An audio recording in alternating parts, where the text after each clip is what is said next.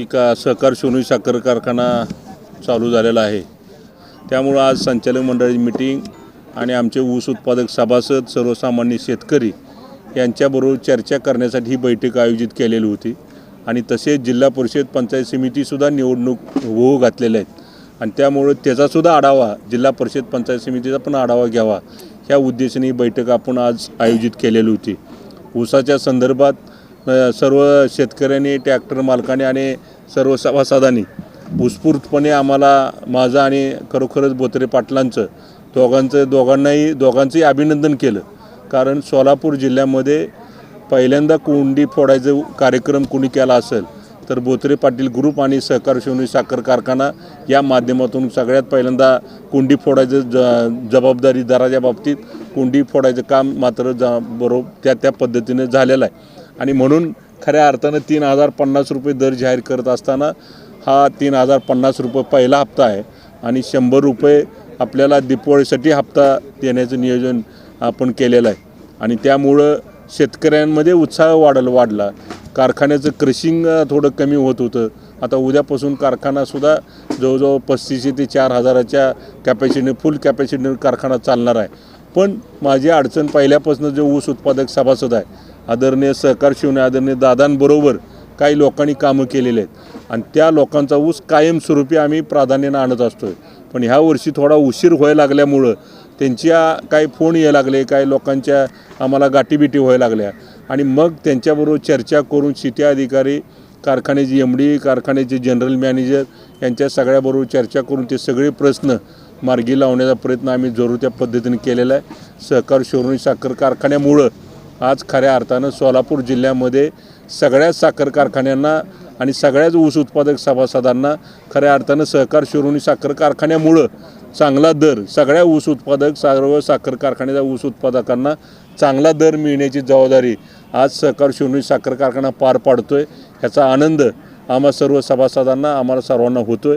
आज त्याच माध्यमातून जिल्हा परिषद पंचायत समिती निवडणूक ही बऱ्याच कार्यकर्त्यांच्या माध्यमातून आपण ही निवडणूक आपल्या स्वतःच्या पक्षावर म्हणजे राष्ट्रवादी काँग्रेस अजितदादा गट यांच्या माध्यमातून लढवण्यासाठी आपण जरूर त्या पद्धतीनं उतरावे, प्रयत्न करावेत आणि त्या पद्धतीनं वातावरणामध्ये सगळ्यांनी चांगल्या सूचना दिल्या आणि त्याच पद्धतीनं आपण काय जरी झालं तर ही निवडणूक मोठ्या थाटामाटानं आणि चांगल्या पद्धतीनं नुसती निवडणूक नाही तर निवडून आणायची जबाबदारीसुद्धा आम्ही तरुण कार्यकर्त्याला निवडून आणायची जबाबदारीसुद्धा आम्ही जरूर त्या पद्धतीने सर्व तरुण कार्यकर्त्याला घेतलेले आहे। कारण ही तरुण कार्यकर्त्याची ही निवडणूक जिल्हा परिषद पंचायत समिती आहे आणि त्यासाठी आम्ही सर्वजण मिळून राष्ट्रवादी काँग्रेस पक्षाच्या माध्यमातून ही निवडणूक लढवण्यासाठी आम्ही जरूर त्या पद्धतीनं तयारी पूर्ण झालेली आहे।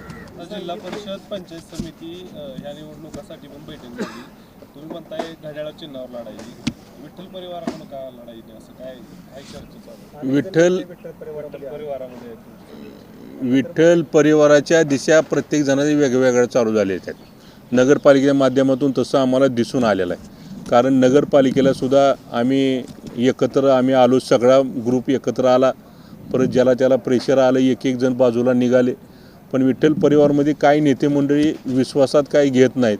कारण आम्ही त्यांना म्हणतो की आपण सगळी मिळून जरी अभिजित पाटलांना अडचण आली बाजूला गेले असले तरी आपण सगळेजण मिळून निवडणूक लढवूया आणि निवडणूक लढवत असताना मात्र आपण सगळ्या नेत्यांना विश्वासात घेऊ। मग कोणी राष्ट्रवादीकडे आपण जाऊ, भरणे मामा असतील, अजितदादा असतील यांच्याकडे सगळ्याकडे जाऊया, चर्चा करू। कारण एकाशी एक झाला आणि नक्कीच चांगले नियोजनसुद्धा झालं असतं पण ते तसं पुढं घडलं नाही। विश्वासात काही ठराविक नेतेमंडळींनी घेतलं नसल्यामुळं आम्हाला त्या निवडणुकीतून माघारी घ्यावी लागले आणि नाईलाजानं आम्हाला गप बसावं लागलं। कारण आज एका बाजूला महायुतीचा एका बाजूला वरून प्रेशर असतं पण तरी पण ही निवडणूक विठ्ठल परिवाराचा नगराध्यक्ष म्हणून निवडून आला पाहिजे ह्या माध्यमातून आम्ही खऱ्या अर्थानं आम्ही गप शांत राहिलो।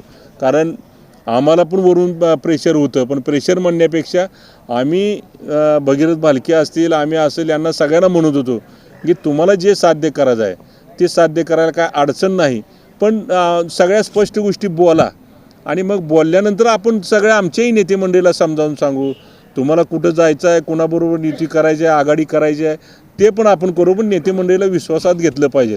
कारण मागच्या वेळेस असंच झालं की समाधान काळेंनी भगीरथ बालकेंचा प्रचार केला आणि भगीरथ बालकेंचा प्रचार झाल्याबरोबर त्याच्या कामाला तिथं अडचणी यायला लागल्या, काही प्रॉब्लेम बिलं अडकायला लागली आणि ही जी दखल मात्र कुठंच त्याची झालं नाही. मग असं कार्यकर्त्या बाबतीत असं घडायला लागलं.